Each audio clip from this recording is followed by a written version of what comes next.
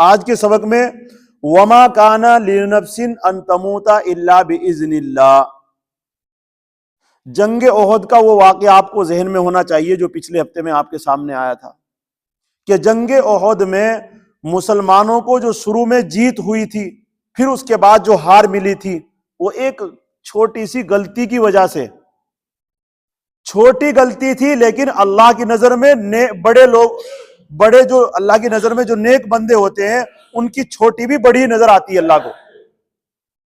اور ہم جیسے گناہگار جو ہے، ہم تو بڑے بڑے گناہ کرتے ہیں، لیکن اللہ رب العزت اپنے نیک بندوں کو اس کے اوپر بھی تنبیہ کر دیتے ہیں. اس طریقے سے حضرات صحابہ کرام رضی اللہ عنہ اجمعین کو جو 50 صحابہ جنگ احد میں احد پہاڑ کے عقب پیچھے کھڑے ہوئے تھے، اور جو مسلمانوں کو جیت ہوئی تھی، کافر جو بھاگ رہے تھے، تو ایسی صورت میں انہوں نے جو مورچہ اور وہ عقب جو اللہ کے رسول صلی اللہ علیہ وسلم نے جہاں متعین کیے تھے، اس چھوڑنے کی وجہ سے جب وہ وہاں پہنچے مال غنیمت کو اکٹھا کرنے لگے، تو خالد بن ولید جو کافروں کے سردار اور جنرل بن کر آئے تھے، اس جنگ میں ابھی مسلمان نہیں ہوئے تھے، پیچھے سے آ کر کے انہوں نے خالی دیکھ کر کے حملہ کر دیا مسلمانوں پر. جب حملہ کیا خالد بن ولید نے پیچھے سے آ کر کے، تو سامنے والے جو کافر بھاگ رہے تھے وہ بھی الٹ کر آ گئے اور مسلمان بیچوں بیچ پھنس گئے، اور کچھ پتہ نہیں لگ رہا تھا کہ کس کو کیا لگ رہا ہے. اور اس افراتفری میں 70 صحابہ اکرام رضی اللہ عنہ اجمعین شہید ہو گئے. اب جب شہید ہو گئے، ابن امیہ نے ایک پتھر اٹھایا اور آپ صلی اللہ علیہ وسلم کے سر مبارک پر منہ پر مارا آپ صلی اللہ علیہ وسلم کے، اور اس ابن امیہ نے جو پتھر مارا آپ کے دندان مبارک شہید ہو گئے، اور جو خود آپ نے جو جنگی ٹوپی اوڑھ رکھی تھی اس کی خود آپ کے سر میں گھس گئی، وہ ٹوٹ گئی. اس طریقے سے آپ صلی اللہ علیہ وسلم بے ہوش، آپ صلی اللہ علیہ وسلم فوراً گر گئے زمین پر. تو زمین پر جب گرے تو شیطان نے افواہ اڑا دی کہ محمد صلی اللہ علیہ وسلم مارے گئے. اب جب سے صحابہ نے جب یہ بات سنی تو صحابہ کرام رضی اللہ عنہ بھاگنے لگے، کوئی ادھر جا رہا ہے، کوئی ادھر جا رہا ہے. ایک فطری عادت ہے انسان کی، جب گھبرا جاتا ہے تو وہ بھاگنے کی کوشش کرتا ہے. یہ کوئی ویسی بات نہیں کہ مسلمان، وہ بس ایک فطری عادت تھی کہ جب اس طریقے سے حملہ ہو گیا اور سب کے ہاتھ بالکل جانے ٹوٹ گئے، ہار گئے جانا، یعنی جس سرداری کے پیچھے آئے تھے وہ سردار جب ختم ہو گئے تو سب کی ہمت ٹوٹ گئی. اللہ تعالیٰ، دیکھو میں قرآن کی آیت یہ سمجھانا جو چاہتا ہوں، اس کو ذہن میں رکھیں گے نا آپ تو انشاءاللہ اگلی یہ آیت سمجھ میں آئے گی. تو ایسی صورت میں اللہ یہ اب تسلی دیتے ہیں مسلمانوں کو. تسلی کیا دیتے ہیں؟ وما کان لنفس، اللہ کہتے ہیں دیکھو موت جو ہے، موت یعنی تم جو بھاگ رہے تھے موت کی وجہ سے، موت جو ہے یہ آئے گی اللہ کے حکم سے. موت کس کی وجہ سے کس کے حکم سے آئے گی؟ اللہ کے حکم سے آئے گی. اللہ کے حکم کے بغیر موت آ نہیں سکتی. یہ بات تم بھی ذہن میں بٹھا لو اور ہم بھی ذہن میں بٹھائیں گے. چاہے حالات کس طریقے کتنے بھی خراب ہو جائے، مصیبت چاہے کتنی آ جائے، تکالیف چاہے کتنی آ جائے، لیکن ہم دین سے نہیں ہٹنا. بہت سے لوگ ذرا سا سر میں درد ہوا نماز چھوڑ دی، ذرا سا بخار ہوا نہ جانے کتنے دین کے کام چھوڑ دیے، ذرا سی تکلیف ہم برداشت نہیں کرتے، بس یہ ڈر جاتے ہیں کہیں موت نہ آ جائے. اور موت اللہ تبارک و تعالیٰ کے حکم پر ہے. کتنے ایکسیڈنٹ ہوتے ہیں، ٹرینیں کتنی پٹری سے اتر کر کتنے لوگ مر چکے ہیں، کتنے جہاز اوپر سے نیچے کریش ہو چکے ہیں، اور ان میں نوجوان بھی ہیں، ان میں بوڑھے بھی ہیں، ہر طریقے سے آدمی ہیں، بچے بھی ہیں. اللہ کا حکم، ایک ساتھ میں 100 مرے ہیں، 1000 مرے ہیں. تو اللہ یہ کہنا چاہتے ہیں وما کان لنفس ان تموت الا باذن اللہ، ہر ایک آدمی کی جو موت ہے وہ اللہ کے حکم پر ہے. اللہ کا حکم جب آئے گا، چاہے وہ نوجوان ہو، چاہے وہ باہر ہو، چاہے گھر میں ہو، چاہے وہ نماز پڑھ رہا ہو، چاہے نہیں پڑھ رہا ہو، وہ وقت وہ جب موت آئے گی تو پھر بچ نہیں سکتا ہے.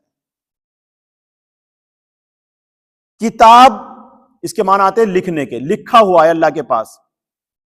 معجلہ، ہر ایک کا وقت مقرر لکھا ہوا ہے، کس کو کتنی زندگی میں، ہماری سب کی لکھی ہوئی ہے، ہمیں پتہ نہیں ہے. ہمیں یہ تو پتا ہے کہ ہم دنیا میں کتنے دن اب آئے ہوئے ہو گئے ہمیں، لیکن ہمیں یہ پتا نہیں ہے کہ ہم اب کتنے دن رہیں گے. کوئی بھی نہیں کہہ سکتا ہے.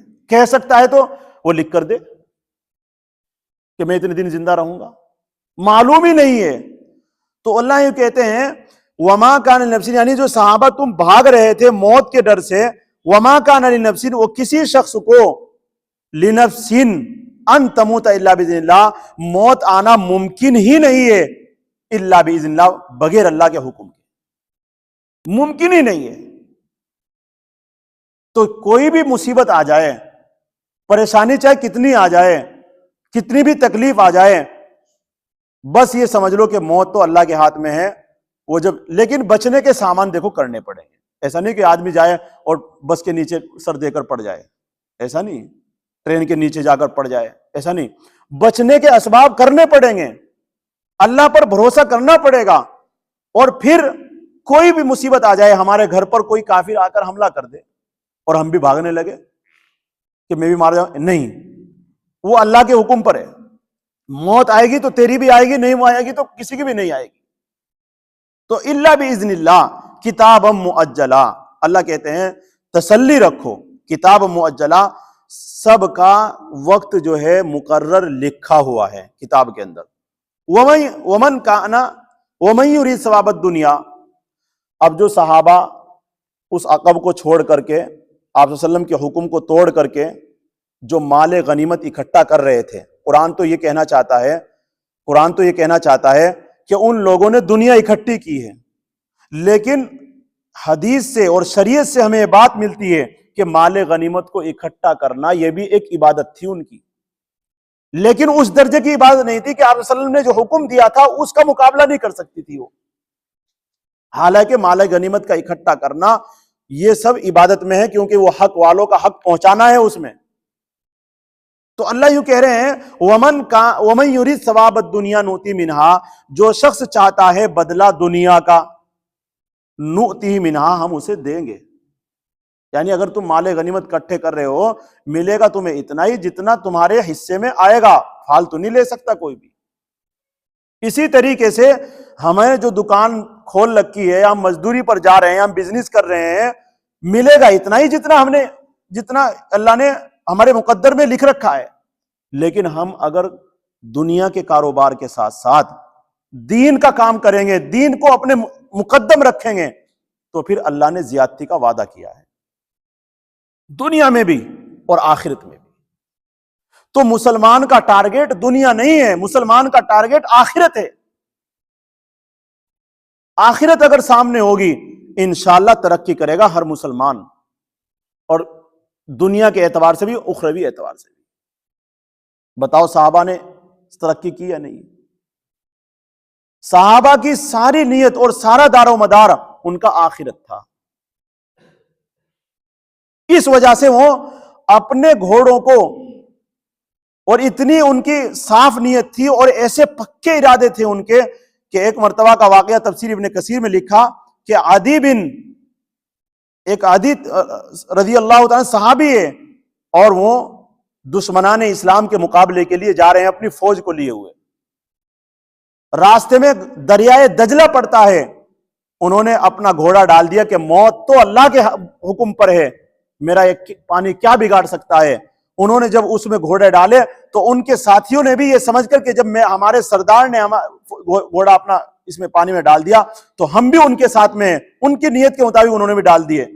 یوں لکھا کتابوں کے اندر، اور تفسیر ابن کثیر میں لکھا، مفسرین لکھتے ہیں کہ سامنے والے جو دشمنان اسلام تھے سب کے سب اپنے ٹھیے اور اپنی جگہ چھوڑ کر بھاگ گئے کہ یہ لوگ تو پتہ نہیں کس قسم کے ہیں کہ پانی کے سبھی نہیں ڈرتے ہیں. بس ایسی جنگ لڑی بھی نہیں اور بھاگ گئے. ہمارے سامنے تو ذرا سا کچھ ہو جائے اور ہم تو ڈر جاتے ہیں صرف نیک اعمال کرنے میں. اس لیے ہم جو ہے ہمارا تو بس صرف اور صرف مقصد یہ ہے کہ ہم آخرت کے اعتبار سے ہم ہر کام کریں گے. کما رہے ہیں یہ بھی کس کے لیے؟ آخرت کے لیے. حلال کمانا عبادت ہے. نماز کا وقت ہو جائے نماز پڑھے، اللہ نے جتنی مقدر میں لکھ رکھی ہے انشاءاللہ ملے گا، لیکن اگر آخرت کو مقدر رکھیں گے انشاءاللہ زیادہ بھی ملے گا. تو اسی کو کہہ رہے ہیں ومن یرید ثواب الآخرۃ نؤتی منہا. اب آگے اللہ تعالیٰ کہتے ہیں اور جس شخص کی ارادہ، جس کی چاہت آخرت کا بدلہ ہو. یعنی وہ صحابہ جو وہاں سے ہٹ کر کے دنیا کی کو اکٹھا کرنے لگے تھے، اللہ کہہ رہے ہیں کہ تمہارا حصہ تو اتنا ہی ہے، چاہے تم اکٹھا کتنا کر لو، لیکن حصے میں جتنا آنا اتنا ہی ہے. اور جو وہاں کھڑے ہوئے تھے، جتنے صحابہ بچے ہوئے تھے 50 میں سے، ان کو بھی اتنا ہی حصہ ملنا ہے. تو پھر فائدہ کیا ہوا بھائی؟ وہ جگہ چھوڑنے سے نقصان تو آیا لیکن فائدہ کچھ نہیں ہوا. نقصان تو آیا، 70 صحابہ شہید ہو گئے. یہ کتنا بڑا نقصان تھا اس وقت. گنے چنے 700 آدمی اور 700 میں 70 شہید ہو گئے. کتنا بڑا نقصان تھا یہ.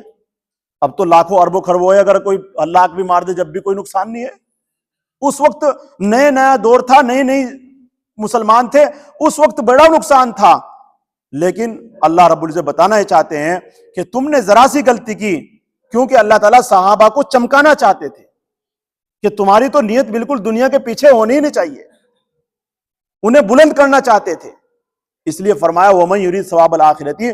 جس شخص کی چاہت ثواب آخرت کا بدلہ ہو، نُؤْتِهِ مِنْهَا. اللہ کہتے ہیں ہم اس کو دیں گے اس میں سے، یعنی دنیا میں سے بھی دیں گے اور آخرت میں بھی اس کو ملے گا. وَسَنَجْزِي الشَّاكِرِينَ. اور ہم بہت جلد عوض دیں گے حق شناسوں. اگر ہم اس طریقے سے زندگی گزاریں گے 60-70 سال کے بعد زندگی پھر دیکھو کتنی لامحدود ہے، تو جلدی نہیں مل جائے گا. انسان جب دنیا سے جائے گا 60-70 سال کی زندگی گزار کر کے، تو آخرت میں جب اس کو اٹھایا جائے گا تو یہ کہے گا میں تو ایک دن ٹھہرا ہوں دنیا میں، ایک دن. حالانکہ 70 سال گزار کر جا رہا ہے، 80 سال گزار کر جا رہا ہے، بلکہ یہ کہے گا ایک دن میں سے بھی آدھا حصہ زندگی رہا ہوں میں دنیا میں.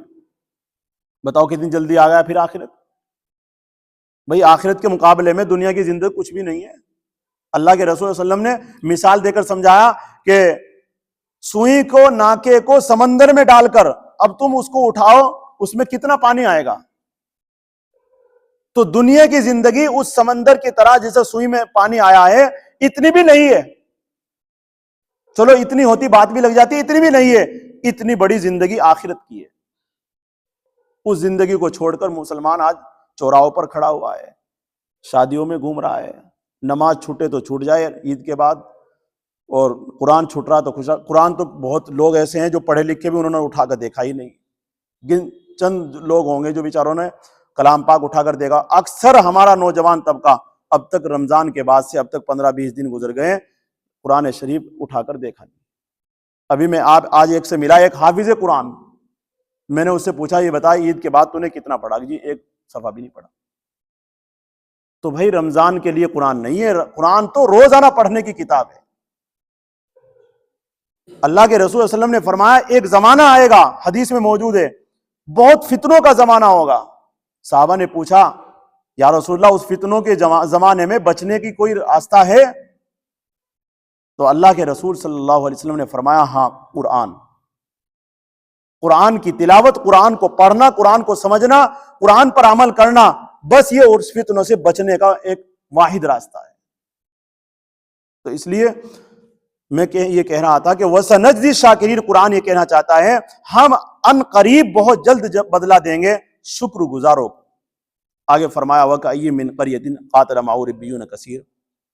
اب اللہ تعالیٰ ان صحابہ کو یہ سمجھانا چاہتے ہیں کہ دیکھیں پچھلے جو پیغمبر گزرے ہیں ان نبیوں کے ساتھ، یعنی بہت سارے نبی ایسے گزرے ہیں کہ ان کے ماننے والوں نے ان کی ہر طریقے سے ان کے ساتھ ہو کر لڑے ہیں، ہر طریقے سے. اور نہ وہ کسی سے ہارے، نہ مصیبت سے گھبرائے، نہ تکلیف سے گھبرائے، نہ کسی پریشانی سے گھبرائے، اور نہ ان کا زور گھٹا، یعنی ایسا نہیں کہ تھک گئے، اور نہ ایسا نہ کسی سے دب کر کے صلح کر لیجئے. اصل میں بات یہ تھی کہ جنگ احد میں کچھ صحابہ کے ارادے یہ ہو گئے تھے کہ بھائی ابو سفیان سے مل کر کے ان سے صلح کرا لو، کسی کو بیچ میں لے کر کے صلح کرا لو. تو اللہ یوں کہہ رہے ہیں تم دب رہے کیوں؟ کیا ضرورت تمہیں دبنے کی؟ تم دوسروں کے سامنے اپنے آپ کو چھوٹا بن کر دکھا رہے ہو. اللہ ہمت باندھ رہے ہیں ان صحابہ کی کیوں تم ایسے ہو گئے؟ پچھلے پیغمبروں کے ساتھ ان کے پیغمبر لڑے اور تمہارے ساتھ تم تو خیر الامم ہو، آخری پیغمبر تمہیں ملا ہے اور تم پیچھے ہٹ گئے پیغمبر سے، چھوڑ کر بھاگ رہے ہو، نیچے پڑے ہو اور تم بھاگ رہے ہو چھوڑ کر کے، یہ کوئی بات ہے تمہاری؟ اللہ رب العزت دیکھیں کس طریقے سے نقشہ کھینچ رہے ہیں، اوپر بیٹھے ہوئے ہیں اور سب کچھ دیکھ رہے ہیں کیا ہو رہا ہے۔ تو اس لیے قرآن یہ کہنا چاہتا ہے وَكَأَيٍّ مِّن نَبِيٍّ، بہت نبی ہو چکے ہیں، قَاتَلَ مَعَهُ رِبِّيُّونَ كَثِيرٌ، جن کے ساتھ ہو کر بہت اللہ والے لڑے ہیں۔ ربیون اس کے معنی آتے ہیں، یہ ربیون کی جمع ہے، اور اس کے معنی امام بخاری یہ کہتے ہیں ربیون کے معنی آتے ہیں جماعت کے، لیکن مفسرین کہتے ہیں کہ اللہ والے علماء اور فقہا لوگ، علماء اور فقہا لوگ اپنے پیغمبروں کے ساتھ ہو کر لڑے ہیں، ان کے ساتھ رہے ہیں۔ فما وہنوا لما اصابہم، سو نہ تو وہ ہمت ہارے انہوں نے، لما اصابہم اس تکلیف سے جو ان کو پہنچی ہے، فی سبیل اللہ، اللہ کے راستے میں۔ اگر ہمیں اللہ کے راستے میں نکلے ہیں، ہمیں کوئی تکلیف آئے، کوئی مصیبت آئے، کوئی بیماری آئے، بالکل ہمت نہیں توڑنی ہے، ہمت بالکل نہیں توڑنی ہے۔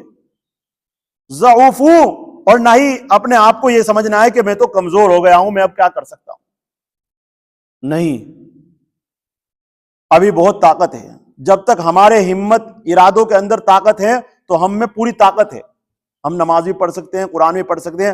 جب ہمارے ہمت ہی کے اندر طاقت نہیں ہے تو ہم چاہے کتنے موٹے ہٹے کٹے ہیں، کچھ بھی نہیں کر سکتے، کچھ بھی نہیں کر سکتے ہیں۔ تو اس لیے قرآن یہ کہنا چاہتا ہے دین کے معاملے میں بالکل ہمت نہ ہارو، ہر کام کو آگے بڑھ کر کرو، چاہے وہ نماز کا معاملہ ہو، چاہے روزے کا معاملہ ہو، وہ حج کا معاملہ ہو، یا اللہ کے راستے میں جس طریقے سے بھی تم دین کسی کے پاس پہنچانا چاہتے ہو، بالکل ہمت نہ ہارو، نہ کمزور پڑو اور نہ ہی کسی سے دبو۔ عاجزی ہاتھ جوڑ کر منت خوشامد کسی کے سامنے کہنا ہے اجی نہیں ایسا نہیں ہے، ایسا بھی نہیں کرو۔ اس لیے یہ اس زمانے کی بات ہے جب اس وقت مسلمانوں کو اللہ نے فتح دی تھی جنگ بدر میں، اس وقت کی بات ہے، نہیں تو اس سے پہلے مکی زندگی میں کیا حال تھا۔ اس وقت اللہ کہتے ہیں نہیں صبر کرو، اس وقت یہ کہہ رہے تھے نہیں کوئی بات نہیں، کوئی بات نہیں، آج تم سب مان لو ان کی۔ تو ایسا نہیں ہے کہ ہم ہندوستان میں رہ رہے ہیں اور ہم کل جا کر کے لوگوں کو ایسے پریشان کرنے لگو یا کہیں، ایسا نہیں۔ اس لیے جب وقت آئے گا پھر وہ، جب اگر کوئی ہمارے اوپر حملہ کرتا ہے تو بچاؤ کے لیے تو قانون کہتا ہے اپنی حفاظت کرو، ہندوستان کا قانون بھی ہے کہ اپنی حفاظت کرو، یہ تو سب کہتے ہیں، لیکن ایسا نہیں کہ کسی کو پریشان کرنے لگو خود بخود، ایسا نہیں ہے۔ ایسا اس وقت بھی نہیں تھا، اب بھی نہیں ہے، اور نہ آئندہ قیامت تک ہوگا، قیامت تک بھی نہیں ہوگا کہ کسی کو آپ زبردستی کسی کو پریشان کرنے لگو، ایسا نہیں ہے۔ ہاں کوئی ہمارے اوپر حملہ کر رہا ہے، ہمارے بچوں کے اوپر حملہ کر رہا ہے، ہمارے کاروبار کے اوپر حملہ کر رہا ہے، تو پھر ہم، یا ہمارے دین کو کوئی مٹانا چاہتا ہے تو پھر ہم، ایسا نہیں کہ گھر میں بیٹھ جانا، ہم پھر زبان سے طاقت ہے تو زبان سے کہیں گے، جس طریقے سے بھی طاقت ہوگی ہم اپنے ہر چیز کو بچائیں گے، اپنے مذہب کو بچانے کی سب میں طاقت ہے۔ تو اس لیے قرآن وہی کہنا چاہتا ہے فما وہنوا، سو نہ تو تم ہمت ہارو ان مصیبت سے جو اللہ کے راستے میں تمہیں پہنچے، وما ضعفوا، اور نہ زور گھٹاؤ یعنی کمزور پڑ جاؤ، وما استکانوا، اور نہ کسی سے دبو، عاجزی انکساری کسی کے سامنے نہ کرو، مستقل مزاج بن جاؤ دین کے معاملے میں۔ مجھے روزانہ ملاقات کرنی تو کرنی، مجھے مہینے میں 3 دن لگانے تو لگانے ہیں، کاروبار اللہ کے ہاتھ میں ہے، وہ دنیا جتنی چاہے گا مجھے دے گا ضرور، جب تک موت ہی نہیں آئے گی، جب تک مجھے دنیا جتنی ملنی ہے اس وقت تک نہیں موت آئے گی، جب تک دنیا ملے گی نہیں۔ یہ قرآن اور حدیث، اور لیکن قرآن و حدیث میں لکھا ہوا، صرف ہمارے ارادوں میں یہ چیز نہیں ہے۔ ہم تو یہ چاہتے ہیں کہ نہیں، اگر میں نہیں کماؤں گا یا اگر میں نماز پڑھوں گا تو میرا یہ حرج ہو جائے گا، میں اللہ کے راستے میں نکلوں گا اتنے دن کی مزدوری چھوٹ جائے گی، بس ہمارے ذہن میں یہ چیز بیٹھی ہوئی ہے، اس وجہ سے ہم ہمت ہارے بیٹھے ہیں۔ اور جب ہمارے دلوں میں یہ ہوگا نہیں، ایسے دیوانے بھی ہے دنیا میں آج بھی موجود ہے جن کے مہینے میں 3 دن نہیں چھوٹتے ہیں اور سال میں چلے نہیں چھوٹتے ہیں، ان کے روزانہ کی ملاقاتیں نہیں چھوٹتی ہے، ایسے مستقل مزاج ہے۔ اللہ کہتے ہیں ایسے لوگوں سے ہم محبت کرتے ہیں۔ تو جب اللہ ہم سے محبت کریں گے تو ہمیں تو کچھ کرنا پڑے گا۔ بھائی باپ اگر اولاد سے محبت کر رہا ہے تو کچھ نہ کچھ تو اولاد کے کام ہوں گے، یہ بغیر کسی کام کے اللہ باپ محبت کر رہا ہے۔ اسی طریقے سے جب ہم کوئی کام کریں گے تبھی تو اللہ محبت کریں گے۔ اللہ نے 3 شرطیں لگائی ہے، ہمت نہ ہارو دین کے معاملے میں، کمزور نہ پڑو، کسی سے نہ دبو، یعنی کوئی ہمیں گالیاں دے رہا ہے تو سن لو اس کی، لیکن ہمیں اسے نماز کے لیے کہنا تو کہنا ہے، وہ ہمیں چاہے کتنا بھی نفرت کرتا ہے ہم سے، ہم اسے محبت سے پیش آئیں گے اس کے سامنے۔ اسی تو اللہ پھر ہم سے کیا کریں گے؟ محبت، اور جب اللہ محبت کریں گے تو پھر کوئی ہمارا کچھ نہیں بگاڑ سکتا۔ آگے فرمایا وما کان قولہم، اور وہ لوگ یعنی پچھلے لوگوں کی اللہ تعالیٰ ہمارے سامنے بیان کر کے ہماری ہمت کو باندھنا چاہتے ہیں۔ وہ پیغمبروں کے جو ساتھ ہو کر لڑے ہیں، پچھلے پیغمبروں کے ساتھ، ان کی زبان پر اگر تکلیف آئی، مصیبت آئی، پھر بھی انہوں نے یہ کہا اللہ ہمیں معاف کر دے۔ یہ نہیں کہا کہ اللہ کب تک مصیبت ہمارے اوپر رہے گی، یہ کبھی نہیں کہا، بلکہ کیا کہا انہوں نے؟ زبان سے کتنے، یعنی بدن تو ہے ہی مستقل مزاج، لیکن زبان پر بھی مستقل مزاجی کے ہی ثبوت پیش ہوا۔ اللہ ہم سے بھی یہ چاہتے ہیں کہ تم میرے محبوب کی امت ہو، خیر الامم کا تمہیں لقب ملا ہے، تم کیوں گھبراتے ہو دین کے معاملے میں؟ دین کے کام کو کرو، مستقل مزاج کے ساتھ کرو، اور کسی سے نہ دبو جب دین کا کام آئے۔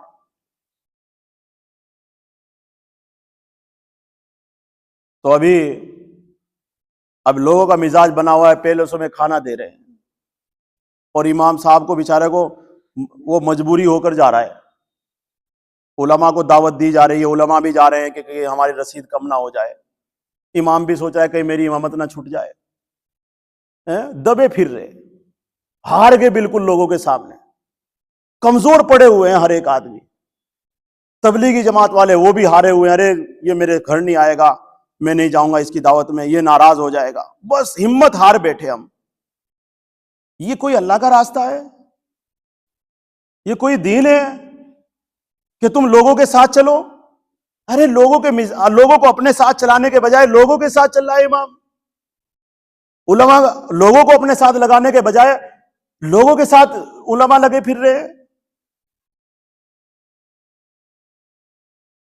اللہ مدرسوں کو اللہ چلانا جانتے ہیں، کسی کی رسید سے نہیں چلا کرتے مدرسے، کسی کے دینے سے۔ یا امامت یہ اللہ کا گھر ہے کہ لوگوں کے ہاتھ میں نہیں ہے، یہ لوگ کسی کو ہٹا کر ہٹا دیں گے، اللہ وہ لوگ ہٹائیں گے، اللہ اس سے اچھی عطا فرما دیں گے۔ تو اس لیے ہمیں اپنے مستقل مزاج بننے ہیں، اپنے علماء کا بھی بنا، انہیں زبردستی نہ کھینچو کہیں بھی، اگر وہ منع کر رہے ہیں تو دین کا معاملہ ہے ان کے سامنے۔ خالق کو ناراض کر کے مخلوق کو راضی کرتے پھر رہے پیچھے پیچھے، اور وہ پھر بھی اپنی نہیں ہوتی نہیں۔ اگر تم مخلوق کو اپنا بنانا چاہو گے اور خالق کو ناراض کرو گے، کبھی بھی مخلوق تمہاری نہیں ہوگی۔ اللہ کو راضی کر لو، ساری مخلوق آپ کے ساتھ میں۔ لیکن الٹا ہو رہا ہے، الٹا، پھر ہو جاؤ پیچھے پیچھے ہاتھ جوڑتے ہوئے، دیکھیں گے کیا ہوگا۔ تو اس لیے قرآن یہ کہنا چاہتا ہے کہ پچھلے پیغمبروں کے علماء کبھی بھی کسی سے دبے نہیں، کسی کمزور نہیں پڑے، مستقل مزاج رہے ہیں، اور پھر اپنے اس کام پر بھی کبھی فخری الفاظ نہیں کہے میں نے یہ کیا، بلکہ یہ کہتے تھے اے اللہ ہمیں معاف کر دے، اے اللہ ہمیں معاف کر دے۔ پھر بھی اللہ کے سامنے یہ کہا کرتے تھے، اور یوں کہا کرتے تھے، اور یوں کہتے تھے کہ اللہ اگر ہم سے کوئی دینی معاملے میں کوئی حد سے تجاوز، کوئی غلطی ہو گئی ہے، اے اللہ اسے بھی معاف کر دے، اور ہمیں دین کی معاملے میں ثابت قدم، ہمارے قدموں کو جما دے۔ اللہ سے دعا کرنی چاہیے، دعا کرتے نہیں ہیں اللہ سے، اور پھر لوگ ہمیں جسے چاہے موڑ لے۔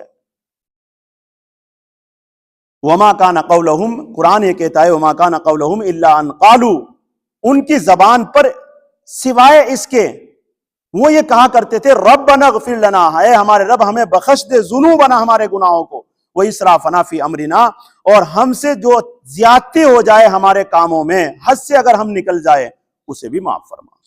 بخش دے مولا، وثبت اقدامنا، اور ہمارے قدموں کو دینی معاملے میں جما دے، وانصرنا علی القوم الکافرین، اور ہم کو کافروں پر غلبہ اور مدد عطا فرما۔ یہ اللہ سے دعا کرنی چاہیے۔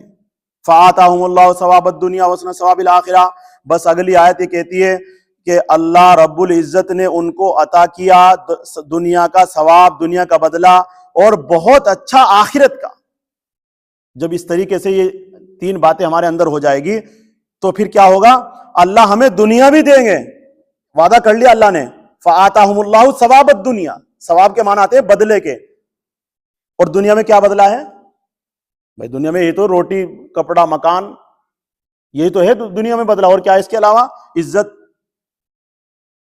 اور وہ حسن ثواب الآخرہ، اور بہت اچھا عمدہ آخرت کا بدلہ، وہ کیا ہے؟ جنت۔